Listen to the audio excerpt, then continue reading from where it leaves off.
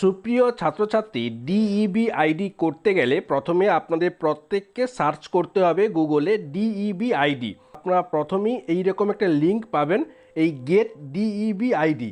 আপনারা প্রত্যেকে এই লিঙ্কে ক্লিক করবেন। আপনাদের সামনে এইরকম একটি নতুন পেজ ওপেন হবে। সুপ্রিয় ছাত্রছাত্রী, আপনাদের প্রত্যেককে এখানে নিজেদের যে এবিসি আইডি এখানে আপনারা দিয়ে দেবেন। এরপর করতে হবে আপনাদের প্রত্যেককে এই যে এন্টার বটন দেখতে পাচ্ছেন, এখানে আপনারা ক্লিক করবেন। তাহলে সুপ্রিয় ছাত্রছাত্রী, আমরা এখানে একটি এবিসি আইডি দিয়ে দেব। এবার আমরা করব এন্টার।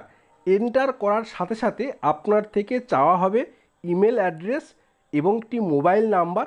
তারপরে আপনার থেকে একটি পারমিশন চাওয়া হয়েছে। এখানে আমরা এক এক করে সব কিছু ফিল আপ করবো। সুপ্রিয় ছাত্রছাত্রী, এখানে আমরা সব কিছু দিয়ে দিয়েছি। এবার আমরা করব সাবমিট। সাবমিট করার সাথে সাথেই কিন্তু আপনাদের যে ডিইবি আইডি সেটা কিন্তু ক্রিয়েট হয়ে যাবে।